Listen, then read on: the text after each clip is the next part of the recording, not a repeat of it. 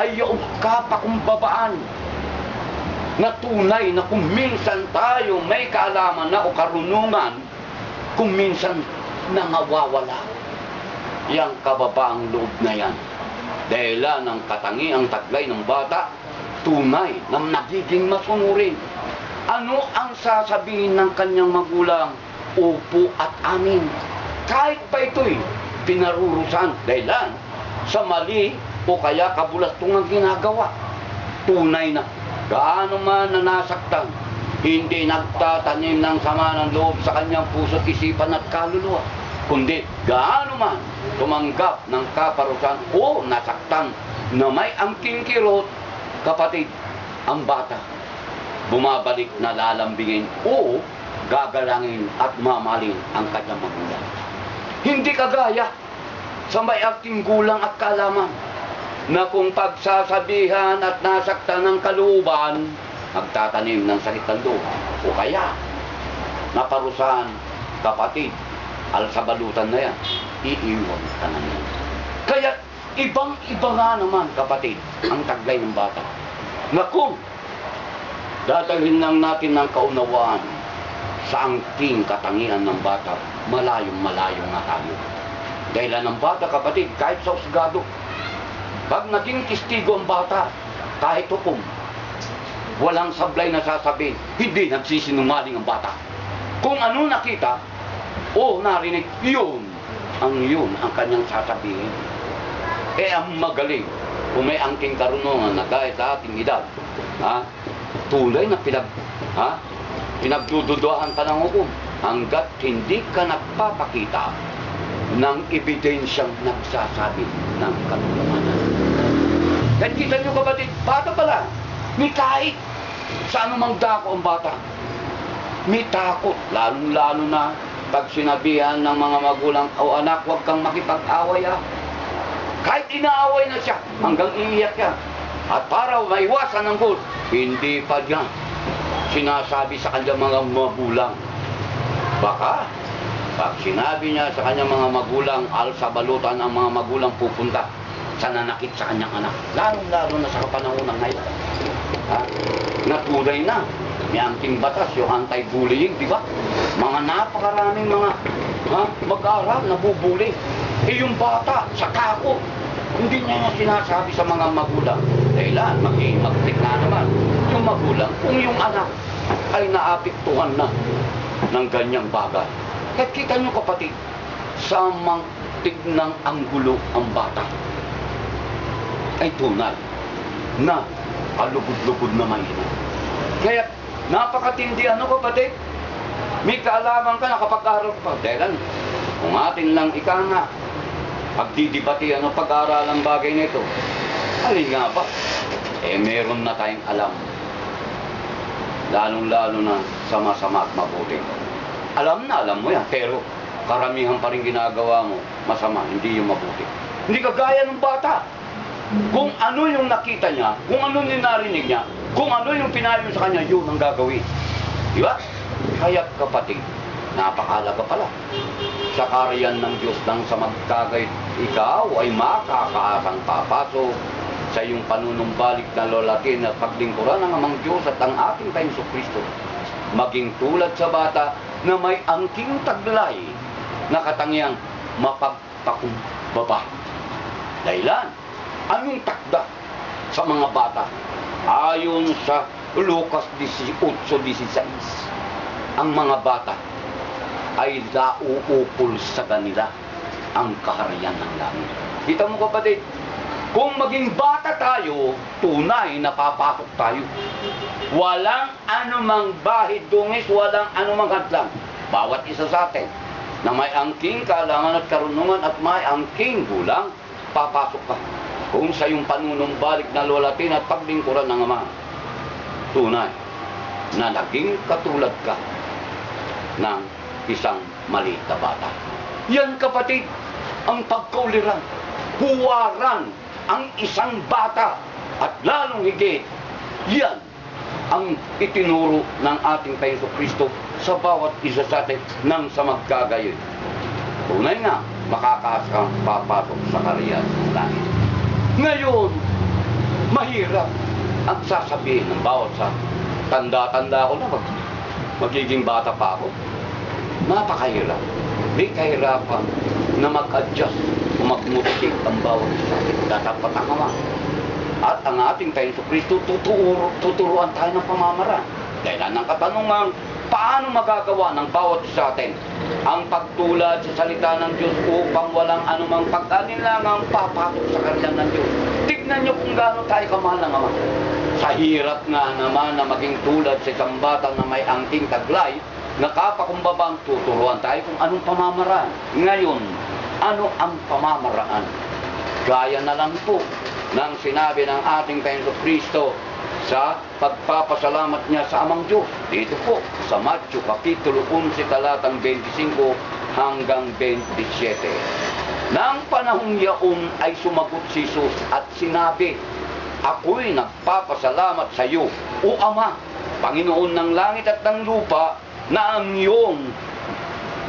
iyong inilihim ang mga bagay na ito sa mga pantas at matatalino at ipinayag mo sa mga sanggol. Oo nga, Ama, sapagkat gayon ang nakalugod sa iyong paningin.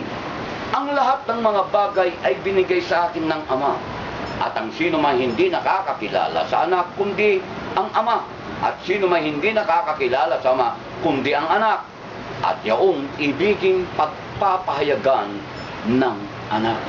Dito, kapatid, ipinakita ng ating Panginoon Kristo at ipinayag sa atin ang kalooban at kalugod-lugod na mainam sa harapan ng Amang Diyos.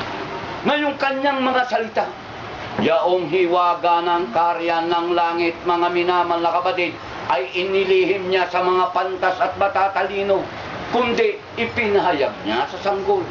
Gaya ba nitong sanggol ang tinutukoy doon, kapatid? Hindi. Kundi may angking gulang din na naging tulad sa bata. Dahilan, kagaya na lang po ng mga apostol, lalong-lalo na sa sulat ng Apostol Juan. Unang sulat ni Apostol Juan, 1:1 hanggang 3. Yung salita ng buhay uhiwaga sa karyan ng langit. Kung ano yung nakita, kung ano yung narinig, kung ano yung naramdaman, kung ano yung nahawakan o nahipon ng kanilang kamay.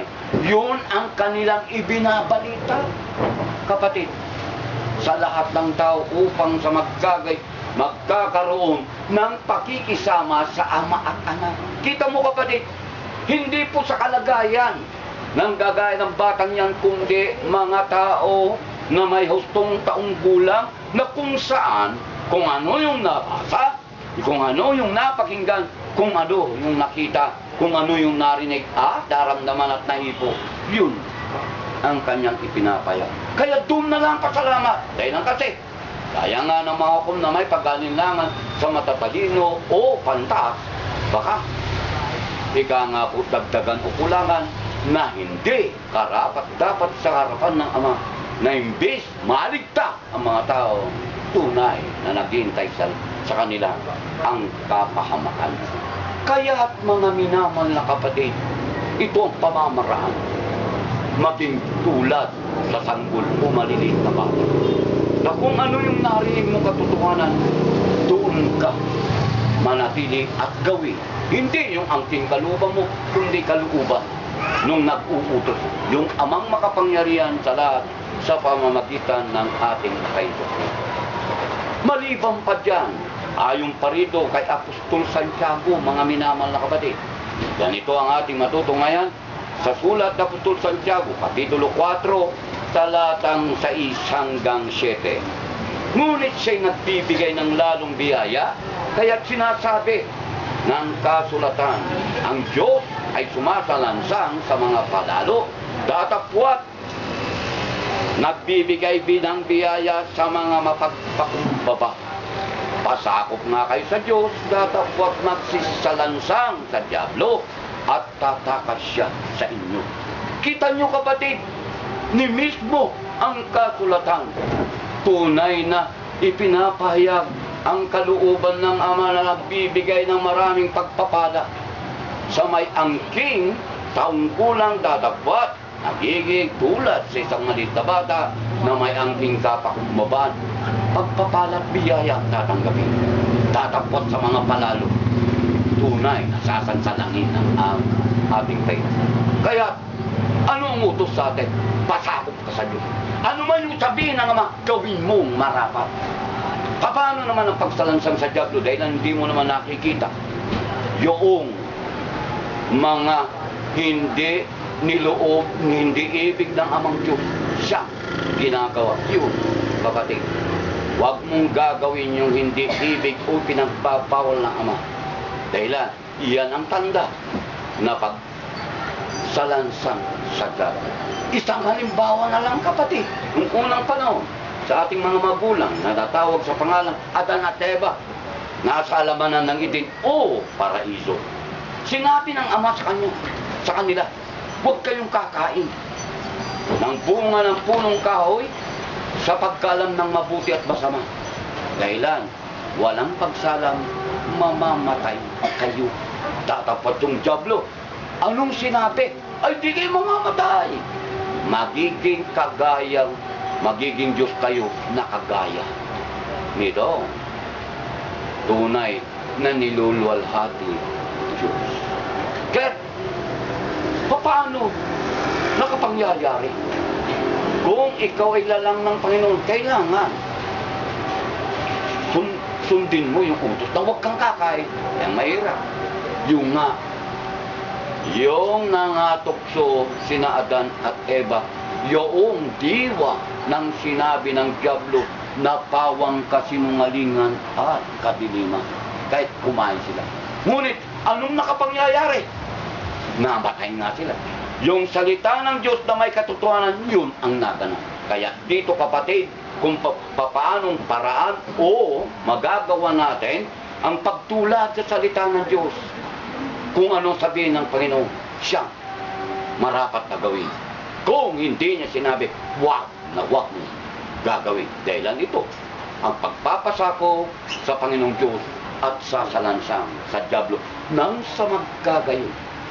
Sumasayo ang lahat ng pagpapala ng Ama. Nagaya na lang po ang angking katangian na tunay na may takda. Nasasayo ang karya ng langit. Dito po sa Matthew, Kapitulo 5, talatang 3. Mapapalad ang mga mapagpakumbabang loob sapagkat kanila ang karya ng langit. Ito, kapatid, ang katangiang dapat taglayin po natin. May angking kapakumbabang loob para nang sa magkagit sumasayo ang karya ng langit. Gaano katindi ang kapakumbabang loob? Tama yung utos ng ating Panginoon Kristo na kung sampalin ka sa kanang bahagi ng iyong pisngi, ibigay mo pa ang kaliwang pisngi. Kung hahablutin yung balabal mo pa, ibigay mo pa ang iyong kasuutan. Kung hihilahin ka lumakad ng 1 kilometro kahit 1 milya pa. Kita niyo, kapatid, bakit ganun na lang? Na may angking kapakumbabang loob ka para nang sa magkagay walang bungang kabuluhan na ang kakaitatunan ninyo hindi magandang kapalaran kundi kapahamakan. Dahilan, imbis na salansangin mo ang diablo, pasakop ka sa Diyos, nababalik ka. Nagpapasakop ka sa diablo, sumasalansang ka sa Diyos. Dahilan, sa hindi ibig ng Ama, yun ang nakikita. Dahilan, karamihan sa ating kapanahonan, yung may angking gulang at karunungan. Kumbaga, nakamba pa lang yung panampal. Hindi ka pa sinasampal, ikaw na nakauna. Anong sasabihin ng marami? Ano, tanga? Pasasakit ako sa'yo. Ako na ang sasakit sa'yo. Kita mo, kapatid. Kung nasaktan mo yan, away na. Hanggang sa ikangan. Lalo kabigatang lubang kapahamakan ang nakita. Hindi lang sa'yo, pati ang iyong kawan. Datapot, kung mapagpakumbabang loob ka, kapatid, anong